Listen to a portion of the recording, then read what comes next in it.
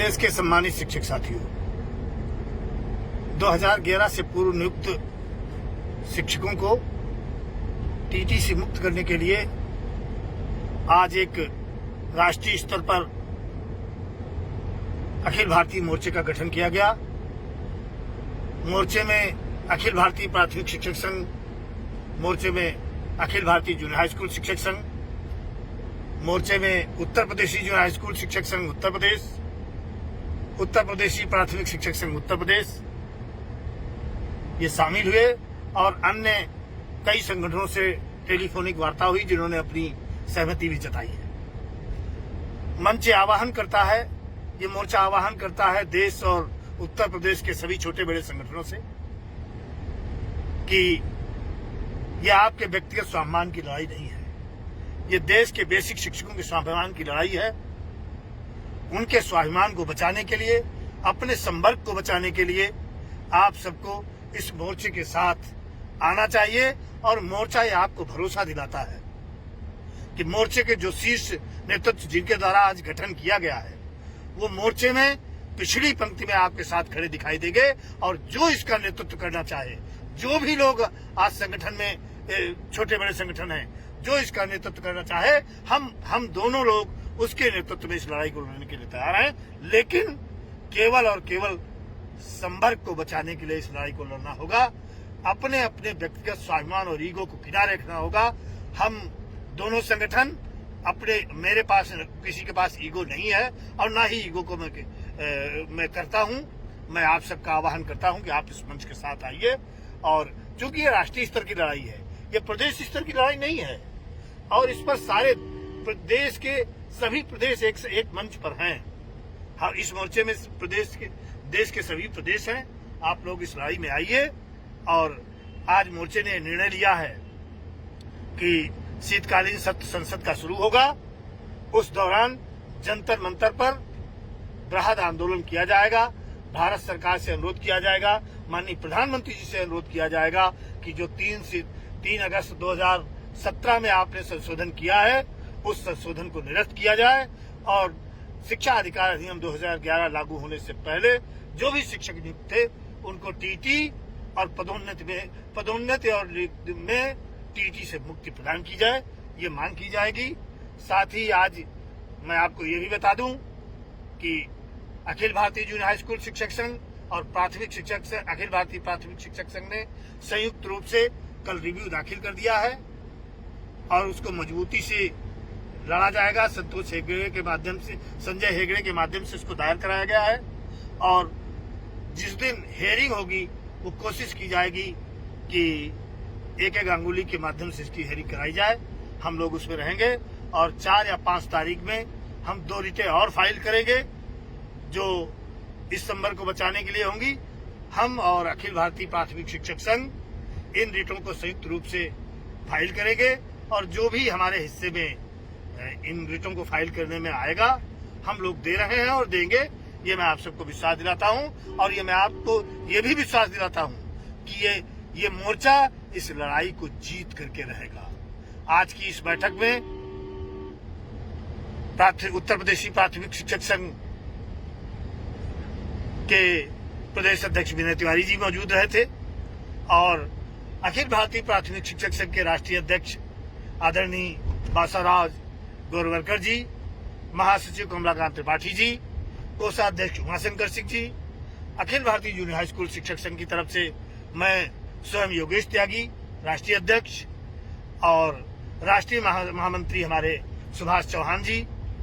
उत्तर प्रदेश के प्रदेशी महामंत्री junior high school शिक्षक संघ भाई नरेश कौशिक जी और हमारी कार्यकारिणी के तमाम पदाधिकारीगण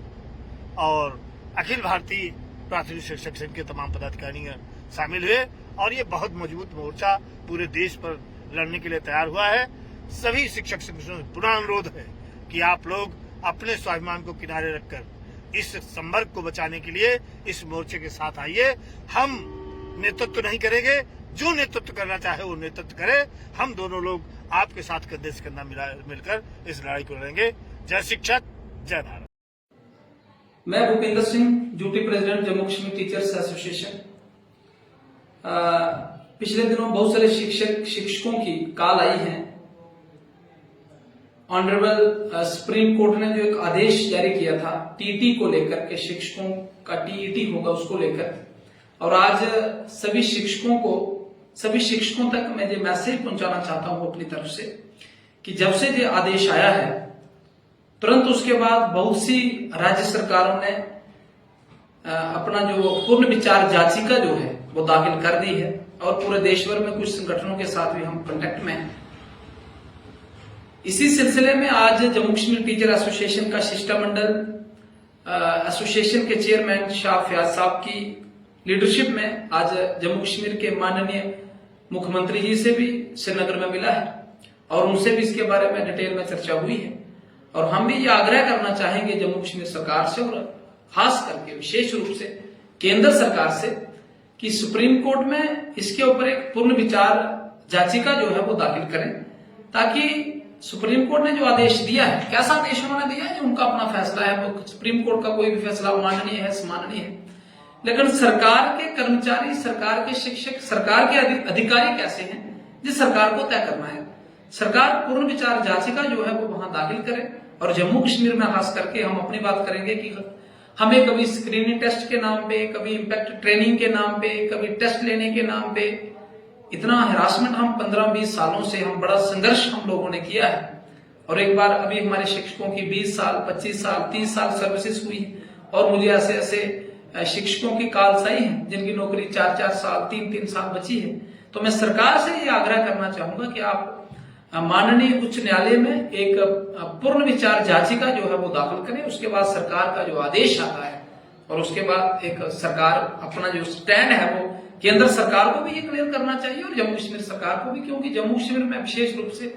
बहुत सारे टीचर्स जो यहाँ पे लगे हैं वो सारे बीएड हैं, डीएड हैं, एमएड लोगों ने की है, यहाँ पे लोगों ने नेट किया हुआ है, पीएचडी है, बहुत सारे लोगों ने डबल एमएस की हुई है। तो और किस तरह का टेस्ट शिक्षकों का होगा? और जहां तो शुरू में हमारे शिक्षक ऐसे भी थे जिनको 5-5, 10-10 महीने वेतन भी नहीं मिलता था, तो हमने बहुत संघर्ष जो है, आज हम जहां तक पहुंचे हैं, संघर्ष हमने सहा हुआ है। तो मैं माननीय मुख्यमंत्री जी, जिनको आज हमारा शिष्टमंडल मिला है, मैं उनसे भी यही अपील करना चाहूंगा कि आप शीघ्र आप भी कोई स्टेटमेंट इसके ऊपर जारी करें, क्योंकि आपके समय में ही ये सारे शिक्षक जो जम्मू कश्मीर में जो 15-20 सालों से जहां काम कर रहे हैं वो समय लगे थे,